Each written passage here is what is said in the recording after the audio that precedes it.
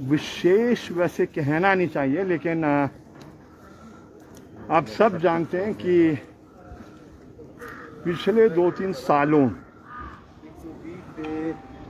देश के पैमाने पर तो मैं कह नहीं सकता हूं, लेकिन प्रदेश के पैमाने पर जो हमारे समाज के पीड़ित लोग हैं, गरीब है, दलित है, महिला है,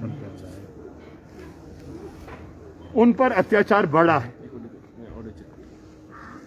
और शायद ये जो विधानसभा का सेशन भी चल रहा है,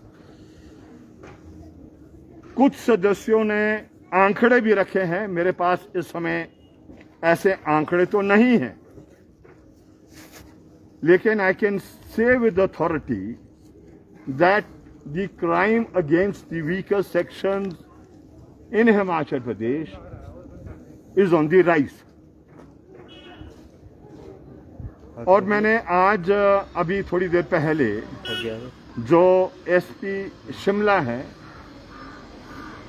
2 केस, एक यंग महिला है, गर्ल है, श्रुति उसका नाम है, उसके पिताजी मेरे ख्याल 2 मिनट में यहीं पहुंच जाएंगे। उनके कल मैं शोक प्रकट करने गया था कोटी में, ठियोग में। उनका सुसाइड हुआ है, लेकिन वो सुसाइड अबेटमेंट है या सुसाइड, सिंपल सुसाइड है, वो अभी कह नहीं सकते हैं। कुछ ऐसे भी संकेत हैं कि जिस तरीके से इन्वेस्टिगेशन, जांच पुलिस को करनी चाहिए थी, वो ऐसी जांच भी नहीं हुई। जिसका मतलब है कि जो अवेलेबल रिकॉर्ड है जिससे सच्चाई पता लग सकती है, उसको नष्ट किया जा रहा है, डिस्ट्रॉय किया जा रहा है। तो एक तो केस वो था। एक केस है जो एक दलित व्यक्ति ठियोग से ही 10/12/2021 को उसकी डॉटर ने, है ना, मनीषा उसका नाम है, अलेज किया है कि मेरे पिताजी की हत्या कर दी गई। वो तब से लापता है, अभी मिला ही नहीं। उसमें लाई टेस्ट के लिए भी जिन जिन पर शक जाहिर किया जा रहा था, और जो लास्ट सीन उसके साथ देखे गए थे, उसका लाई डिटेक्टर टेस्ट भी हुआ है, लेकिन अभी उसके लाई डिटेक्ट का जो रिकॉर्ड है अभी अवेलेबल नहीं हुआ है।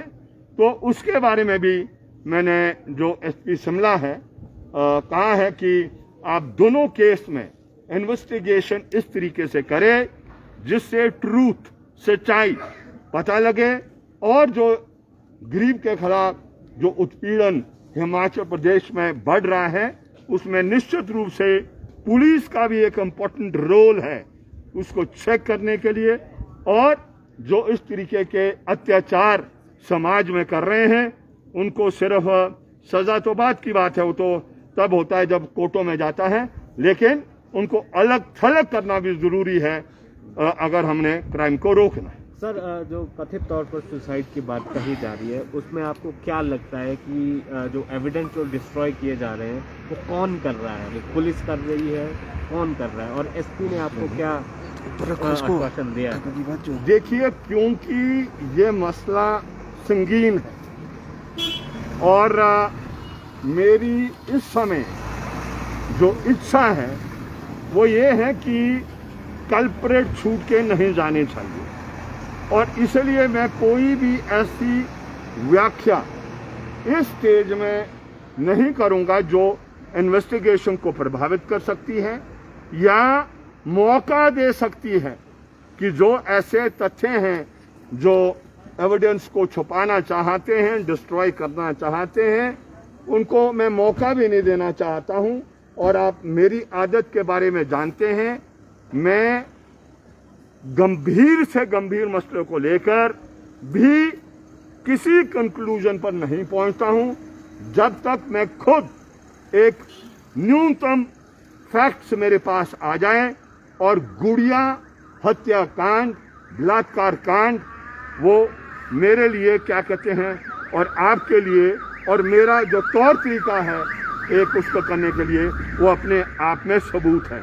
मैंने गुड़िया हत्या कांड में भी जब तक मैं उनके पेरेंट्स से नहीं मिला, मौके पर नहीं गया था, मैंने कोई टिप्पणी नहीं की थी।